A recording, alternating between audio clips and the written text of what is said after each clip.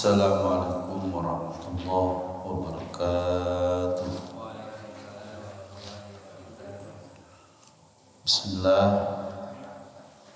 Bismillahirrahmanirrahim. Wala hawla wala quwwata illa billahil aliyyil azim. Subhanaka la ilma lana illa ma 'allamtana innaka antal alimul hakim.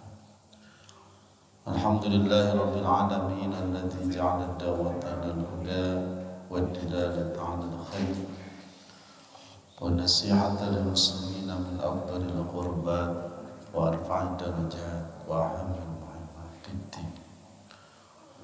Wa dzalika sabilu anbiya'illahil mursalin wa awliya'ihi as-salihin wal 'ulama'il 'amilin ar-rasihin fil 'ilmi wal yaqin. Sallallahu wasallam ala sayyidina wa maulana Muhammadin Rasulil amin wal habibil makin khatamin nabiyyin wa imamil muttaqin wa sayyidis sabiqin wal lahiqin wa ala alihi wa ashabihi al-mukhlasin as-salihin wa ala tabi'ina lahum bi ihsanin ila yaumiddin. Yang saya hormati Bapak Ketua DKM dan semua jemaah, tak lupa juga jajaran semuanya dari pengurus DKM. Pertama-tama marilah kita memanjatkan puji dan syukur kehadirat Allah Subhanahu wa taala yang mana pada malam hari ini kita diberikan kesempatan kesehatan oleh Allah Subhanahu wa taala sehingga dapat bersama-sama kembali dalam kajian malam Jumat. Salawat dan salam semoga tetap terlimpah kepada junjungan kita Habibana Maulana Muhammad sallallahu alaihi wasallam, juga tak lupa kepada keluarganya, para sahabatnya, para tabi'in atau tabi'in dan seluruh umatnya termasuk kita sekalian.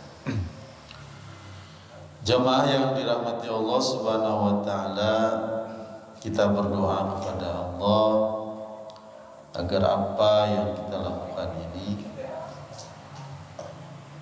terutama ini adalah malam Jumat ya, malam yang dimuliakan, termasuk juga malam ini adalah malam 10 bulan Muharram ya, Asyura ya. Asyura itu artinya 10 di bulan Muharram. Oleh karenanya mudah-mudahan kita berdoa kepada Allah agar apa yang kita lakukan ini semata-mata adalah mencari ridhonya, khalisan liwajhil karim, betul-betul adalah murni ya, untuk mencari ridho Allah Subhanahu wa taala, dan juga adalah untuk mendekatkan diri kepadanya. Terlebih lagi semoga ini mengandung manfaat yang besar, mengandung manfaat yang besar bagi siapa? Bagi kita semua, juga bagi seluruh saudara-saudara kita kaum muslimin muslimat.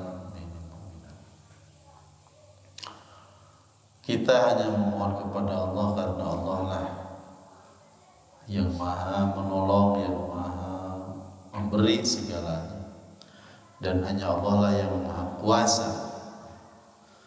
Wa hasbunallahu wa ni'mal wakil. Cukuplah Allah bagi kita sekalian yang memberi nikmat dan juga memberikan pertolongan. Wa ma taufiqi illa billah. Dan tidak ada pertolongan kecuali hanyalah pertolongan Allah Subhanahu wa taala. Alaihi tawakkaltu wa ilaihi uni. Kepada Allah lah kita semua tawakal, dan kepadanya lah kita akan dikembalikan. Jemaah yang berbahagia, sengaja saya bagikan ini teks asli dari apa yang saya baca, dan saya janjikan untuk mudah-mudahan selamanya kita ini setiap pertemuan maksudnya adalah untuk membaca kitab ini, yaitu yang berjudul Nasaihud Diniyah. Itu judulnya itu adalah Nasaihud Diniyah wal Wasaya al-Imaniyah. Nah, kalau lihat dari judulnya itu berarti adalah nasihat-nasihat agama dan wasiat-wasiat yang terkait dengan keimanan. Ini saya kira penting ya. Ini ditulis oleh seorang ulama yang ternama, yaitu Al-Imam Al-Alamah Qutbud Da'wah wal Irsyad Habib Abdullah bin Alawi Al-Haddad Al-Hadrami Asy-Syafi'i. Kalau kita pernah dulu diajarkan oleh guru-guru kita tentang doa ya, yang suka dibaca setiap habis sholat, itu namanya Rotib Al-Haddad. Nah, inilah beliaulah yang menulisnya, dan beliau ini ulama mungkin sudah lama ya, di sini tidak disebutkan tahunnya, yang jelas ya sudah lama lah, mungkin ratusan tahun ya. Kalau dari tahun ini 1445 Hijriah sekarang ya. Nah, beliau ini sebelumnya ya, kita bisa mencari nanti Al-Haddad itu tahun berapa lahirnya, karena banyak sekali kitab-kitab yang membahas tentang biografi para ulama ya. Nah, ini sebetulnya saya belum baca juga. Jadi yang jelas ini adalah Al-Haddad ini terkenal di kalangan umat Islam, bukan hanya di Indonesia tapi di seluruh dunia. Saya akan membaca ini, melanjutkan yang kemarin. Kalau kita hitung ini baris ke 6 ya, dari bawah itu 1, 2, 3, 4, 6. Ini dari baris ke 6 ini ada kalimat qala Allah Ta'ala. Tadi setelah doa yang tadi itu ada qala Allah Ta'ala, Allah Subhanahu wa Ta'ala berfirman. Firman-Nya ini wa man asdaqu minallahi haditsa. Lalu ada wa man asdaqu minallahi qila.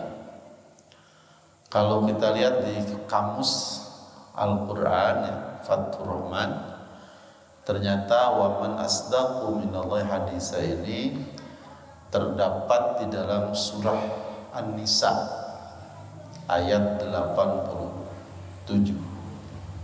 Kalau kita buka Al-Quran, di sini kan dalam kitab ini tidak disebutkan ini qala Allah Ta'ala itu di surat apa, ayat berapa ya. Karena ulama-ulama dulu itu biasanya menulis Al-Quran, menulis saja karena mereka itu sudah hafal, tanpa menyebutkan surat apa, ayat berapa. Itu tradisi ulama-ulama dulu, karena hafalnya tidak harus pakai nomor ayat atau nama surat, yang penting Al-Quran gitu tulis. Nah, tetapi kalau kita mau melacak ayat itu, tentunya kita harus memakai rujukan bantuan. Ya, diantaranya adalah ada salah satu kitab namanya Fathur Rahman li Talibi Ayatil Quran. Itu isinya adalah bagaimana kita mencari ayat-ayat Al-Quran. Caranya dengan menggunakan salah satu bunyi lafal tertentu dalam ayat tersebut. Contoh misalnya ini waman asdaqu. Nah, kita lihat aja di dalam kalimat asdaqu ya. Asdaqu itu dari sodaqo. Kita cari di Fathur Rahman kalimat sodaqo, kemudian ada kalimat asdaqu. Nah, itu langsung ada petunjuk surat An-Nisa ayat 87. Kita cek di Al-Qur'annya, oh ternyata benar ya. Di dalam surat An-Nisa ayat 87 ada kalimat wa man asdaqu minallahi hadisa. Yang kalau diterjemahkan wallahu a'lam bishawab adalah wa man asdaqu minallahi hadisa. Dan siapa lagi yang lebih benar ya selain Allah hadisa. Kalau dalam tafsir Jalalain hadisa itu ditafsirkan dengan qaula. Qaula artinya perkataan. Siapa yang lebih benar daripada Allah perkataan? Ya, artinya tidak ada lagi zat yang paling benar perkataannya kecuali Allah Subhanahu wa taala. Maka setiap akhir membaca ayat Quran biasanya suka mengatakan shadaqallahul azim. Kalau doanya itu sami'na wa ata'na ghufranaka rabbana wa ilaikal masir. Nah, ini kan tradisi ulama seperti itu. Lalu kalau kita lebih dalam lagi ya, ini kan ada kalimat man. Nah, man itu dalam Al-Quran bisa menunjukkan kepada makhluk berakal, bisa menunjukkan kepada makhluk tidak berakal, bahkan bisa menunjukkan kepada zat Allah seperti dalam ayat ini.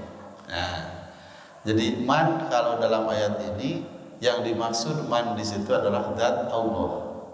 Ya, Allah Subhanahu wa taala. Tetapi dalam ayat lain man ditujukan kepada manusia. Nah, contoh misalnya wa minan nasi man. Nah, dalam surat Al-Baqarah kita temukan wa minan nasi man. Nah, itu berarti man di situ manusia. Wa minan nasi, dan di antara manusia man, ada manusia yang berkata. Man yaqulu, ada manusia yang yaqulu berkata. Nah, kalau yang ditujukan kepada makhluk yang tidak berakal, misalnya ada kalimat wa minhum may yamshi ala batnihi. Wa minhum, dan di antara mereka man, ada makhluk yamshi, yang berjalan ala batnihi, di atas perutnya. Semisal apa, ular ya, kan itu berjalan di atas cacing, ulat di atas perutnya. Artinya man di situ menunjukkan kepada makhluk yang tidak berakal. Jadi man dalam Al-Quran itu kadang ditujukan kepada makhluk yang berakal, kadang ditujukan kepada makhluk yang tidak berakal, dan juga man ditujukan kepada Allah sebagai sang Khaliq. Man khalaqas samawati wal ardi, Allah. Gitu. Atau ini man asdaqu minallahi haditsa. Makanya salah satu ayat lain wa man asdaqu minallahi qila. Nah, ini masih surat An-Nisa tapi beda ayat. Saya periksa di Fathur Rahman itu wa man asdaqu minallahi qila, itu An-Nisa ayat 123. Jadi beda ayat.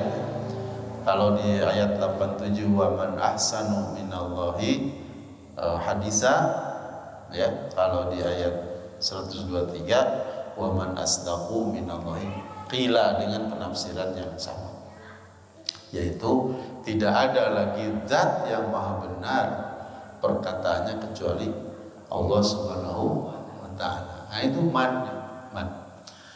Jadi man itu ditujukan kepada zat Allah, ditujukan kepada makhluk Allah manusia, dan ditujukan kepada makhluk Allah selain manusia. Itu bisa man kata-katanya. Menurut salah satu ulama lain bahwa man di dalam Al-Quran itu terulang sebanyak 861 kali.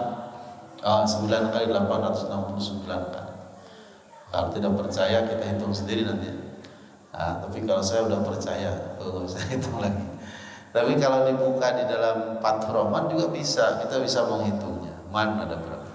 Nah itu tidak kurang dari 860-an lebih, itu man di dalam Al-Quran.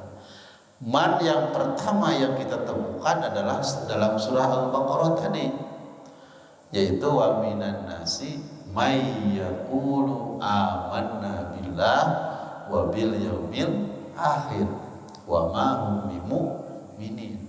Ternyata man yang pertama itu ditujukan kepada manusia yang punya sifat hipokrit, munafik. Ya, punya sifat apa? Munafik. Ya. Sebelum itu kan belum ada man. Coba dari mulai Fatihah tidak ada man. Ya. Bismillahirrahmanirrahim.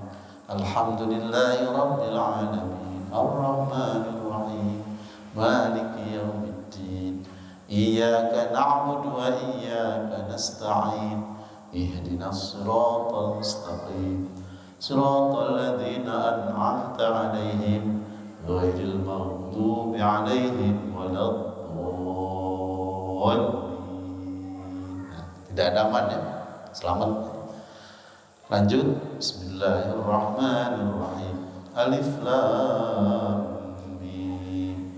Dzalikal kitabu la raiba fihi hudan lil muttaqin alladzina yu'minuna bil ghaibi wa yuqimuna as-salata wa mimma razaqnahum yunfiqun walladzina yu'minuna bima unzila ilayka wa ma unzila min qablik wa bil akhirati hum yuqinun ulaika ala hudan min rabbihim wa ulaika humul muflihun. Innal ladzina kafaru sawa'un 'alaihim anzartahum am lam tunzirhum la yu'minun. Khatamallahu 'ala qulubihim wa 'ala sam'ihim wa 'ala absarihim ghishawatun wa lahum 'adzabun 'alim. Ada man tidak? Tidak ada man ya. Lalu wa minan nasi may yaqulu, baru kita temukan man yang pertama ada di dalam surah Al-Baqarah ayat berapa itu? Ayat berapa? Nanti kita lihat ya. Padahal kan wabil akhirati yuqin itu udah ayat 6 ya. Ya, pokoknya lebih dari ayat 9. Nah, itu wa minan nasi, ternyata man yang pertama itu bercerita tentang orang yang punya sifat munafik. Wa minan nasi, dan di antara manusia man ada manusia yang berkata amanna billah, kami beriman kepada Allah, wa bil yaumil akhiri, dan kepada hari akhir. Wa ma hum bimu'minin, padahal mereka itu tidak Nah, ini namanya munafik, hipokrit, munafik. Dia menampakkan sesuatu yang tidak seperti yang ada di dalam dirinya. Dia mengakui sesuatu yang tidak diyakininya. Mengaku beriman padahal tidak beriman. Nah, ini munafik. Kalau dalam hadis dikatakan ayatul munafik salas, ayat atau tanda-tanda munafik itu 3 ya, nanti ada hadis lain 4 ya, dan lain sebagainya. Jadi ini hanya salah satu hadis saja. Idza hadatsa kadzdzaba. Nah, ini cirinya apabila berkata dia berdusta. Wa idza wa'ada akhlafa. Apabila berjanji dia mengingkari. Wa idza tumina khana, apabila diberikan amanah berkhianat. Nah, ini salah satu tanda atau ciri munafik yang diberikan oleh Rasulullah Sallallahu Alaihi Wasallam. Hipokrit ini berbahaya. Bahkan dulu itu para sahabat pernah berbeda pendapat selepas perang Uhud itu. Kata sebagian bunuh orang munafik, kata sebagian jangan. Ya, akhirnya tidak akan, karena turun ayat itu. Nah, jadi semacam itu. Ya. Man yang pertama kita temukan dalam surah Al-Baqarah itu ternyata adalah bercerita tentang orang yang munafik. Sedangkan man yang terakhir dalam Al-Quran, kita temukan ya di dalam surah Al-Qari'ah. Fa amma man khaffat mawazinuhu fa ummuhu hawiyah wa ma adraka ma hiya narun hamiyah.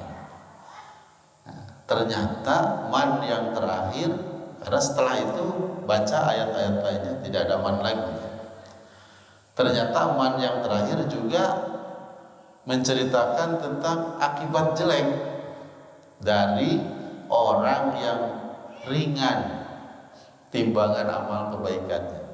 Ya, kalau yang pertama itu bercerita tentang orang yang bersifat munafik, sementara man terakhir ini bercerita tentang orang yang ringan timbangan kebaikannya. Karena awalnya kan fa amma man thaqulat mawazinuhu fa huwa fi 'ishatin radiyah wa amma man khaffat mawazinuhu fa ummuhu hawiyah wa ma adraka ma hiya narun hamiyah. Nah, barang siapa orang yang berat timbangan amal kebaikannya, maka dia itu berada pada kehidupan yang diridhoi oleh Allah, fi isyatil radiyah.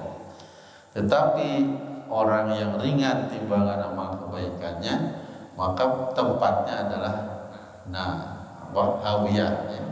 Apa itu hawiyah? Narun hamiyah. Itu adalah api yang menyala. Nah, itu gambaran man yang kita temukan di dalam Al-Qur'an ya. Itu man yang pertama kita temukan dan man yang terakhir di dalam Al-Qur'an seperti itu.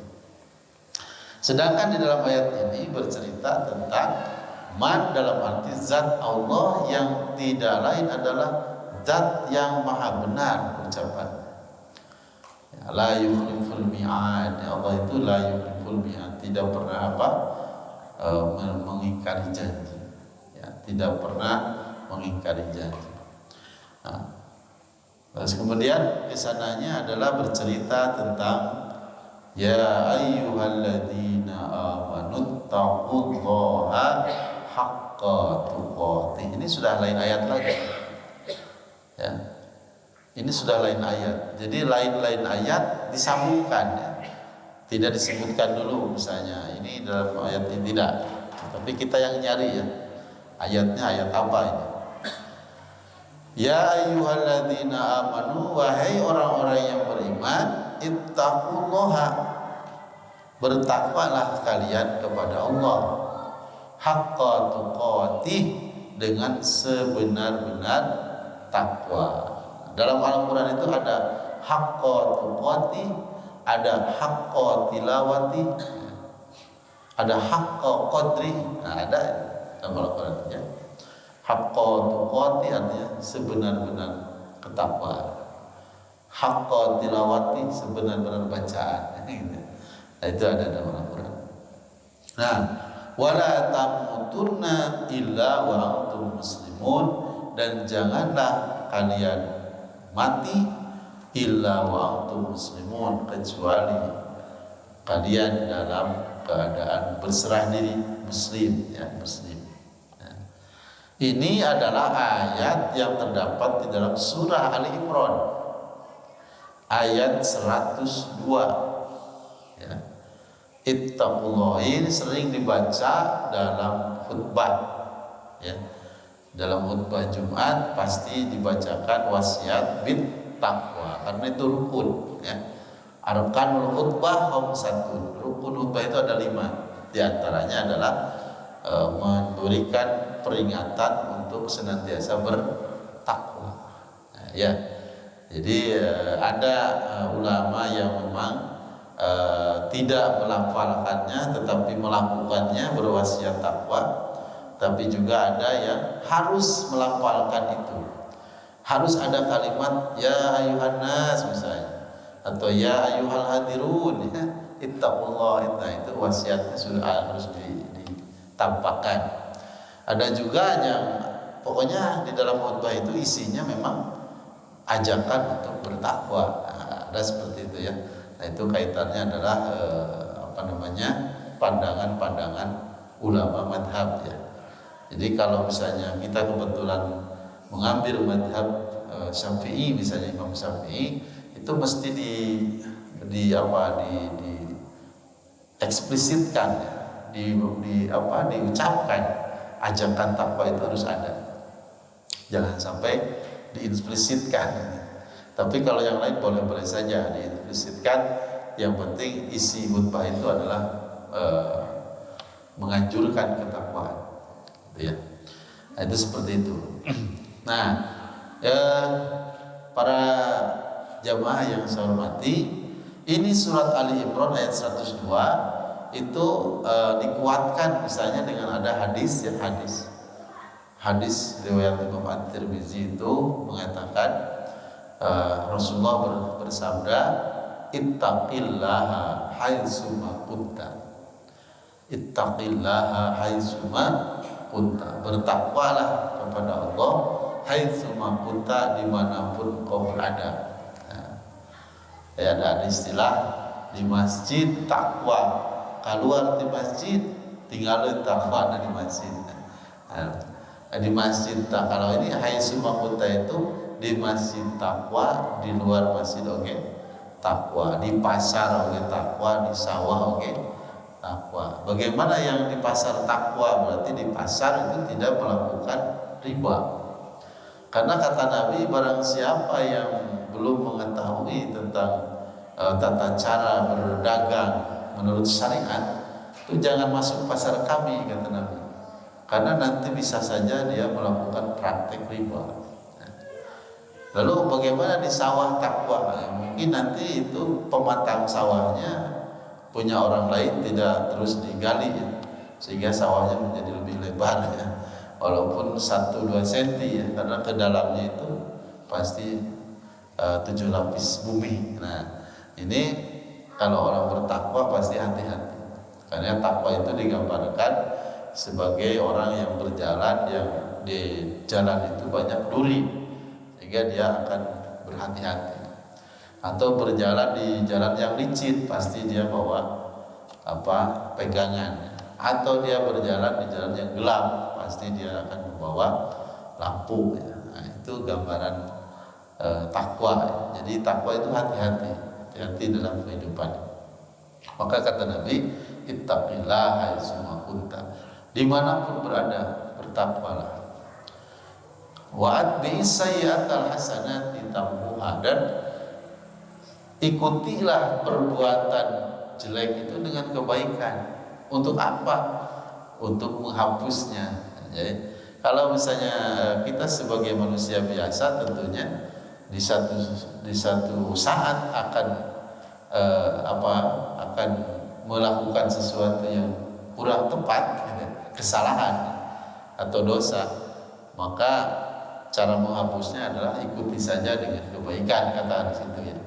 Ya wa'at bi'isayyatal hasanati tamhuha. Bukan berarti ya begitu mah geus urang teu bae we dosa ge moal poe we, tapi geus eta sedekah naon. Bukan berarti begitu ya. Tapi kita tetap takwa, kita tetap menjaga dari dosa-dosa itu. Cuma suatu saat ketika kita ada lupa, ada salah, al-insan mahalul khata wa nisyan. Ternyata lupa nih. Ya kiparatan perbuatan yang baik itu tamhuha, kata Nabi, bisa menghapus. Perbuatan yang baik itu bisa menghapus kejelekan-kejelekan itu. Wa khaliqin nas bi khuluqin hasanin, dan bergaulah dengan manusia dengan akhlak yang baik. Nah, ini pesan Nabi itu 3. Pertama, bertakwa dimanapun berada. Yang kedua, jika kita memang terkena kesalahan ya, atau lupa, maka ikuti dengan kebaikan.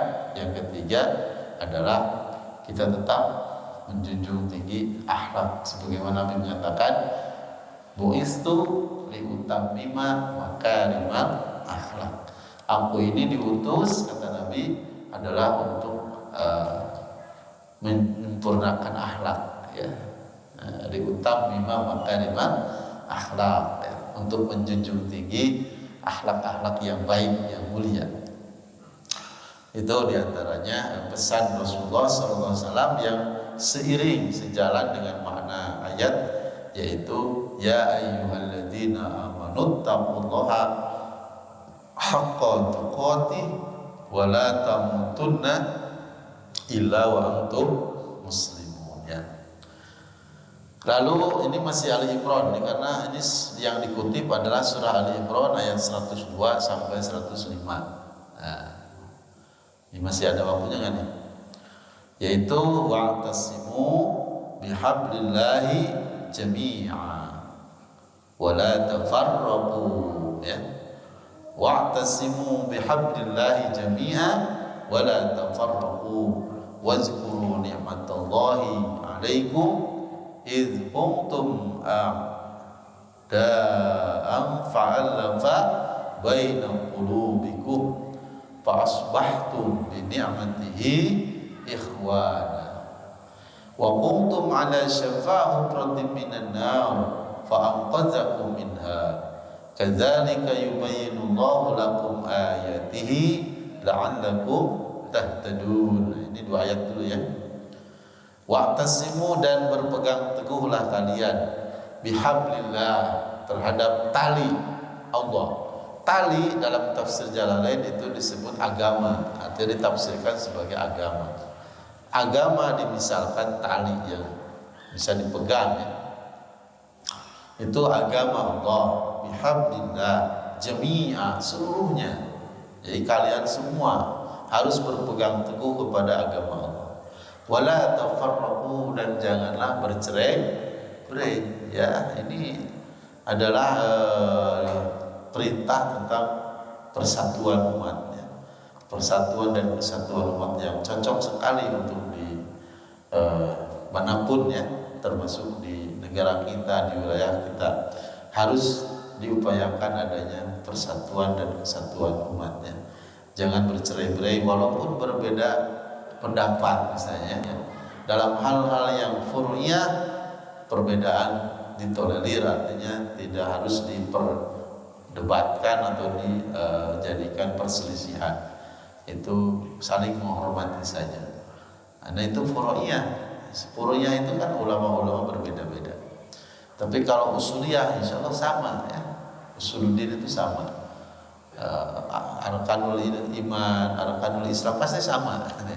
Karena itu usuluddin, pokok-pokok agama. Tapi kalau sudah lari ke furu'iyah, nah itu perbedaan itu harus kita maklumi, ya. Cara orang bertakbir, mengangkat tangan berbeda, kita maklumi. Cara orang menyimpan tangan ketika sedekap sholat, kita maklumi, ya. Kita maklumi. Nah, apalagi misalnya sudah tahu ilmunya, ya, tahu dalilnya dan sebagainya. Cara orang ya pokoknya segala macam yang termasuk furu'iyah. Termasuk dalam hal furu'iyah muamalah, ada muamalah juga terjadi di situ, ada furu'iyahnya, ya. Misalnya terkait dengan perbankan, itu kan ada furu'iyahnya, ya. Ada furu'iyahnya. Perbankan di Indonesia itu bagaimana? Nah, itu terjadi furu'iyah. Termasuk muamalah dalam hal misalnya rokok, ya kan, gitu, ya. Itu ada terjadi furu'iyah, artinya satu kelompok ulama bisa menjatuhkan hukum halal atau mubah, satu kelompok lagi menjatuhkan hukum makruh, dan yang lain bisa terjadi, ya.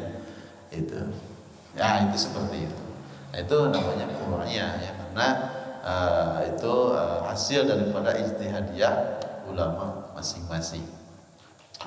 Tapi kalau usuluddin, ya, itu harus dipegang teguh oleh semuanya dan jangan berpecah belah. Wala tafarruq. Nah, ketika sampai kepada furu'iyah, bagaimana supaya tidak tafarruq? Berarti harus saling menghormati, saling menghargai. Wala tafar. Wazkuru nikmatallahi alaikum, dan hendaklah kalian ingat terhadap nikmat Allah yang diberikan kepada kalian. Jelas ya, kita senantiasa harus bersyukur kepada Allah karena begitu besar dan banyak nikmat Allah itu. Wa in ta'uddu nikmatallahi la tuhsuha. Kalau kita menghitungnya, tidak akan terhitung nikmat Allah itu ya.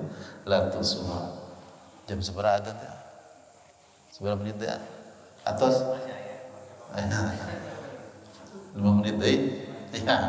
Jadi ayatnya tamatnya la tuhsuha, itu nikmat Allah itu tidak akan terhitung. Itu dalam surah lain dikatakannya. Hal ini wazkuru nikmatallah alaikum. Nah, nikmat Allah yang dimaksud dalam ayat ini adalah nikmat persaudaraan. Tadi kan itu wala tafarraqu, nyambungnya ke sana. Kalau tafarruq berarti memecah belah persaudaraan ya. Bisa merubah persaudaraan menjadi permusuhan.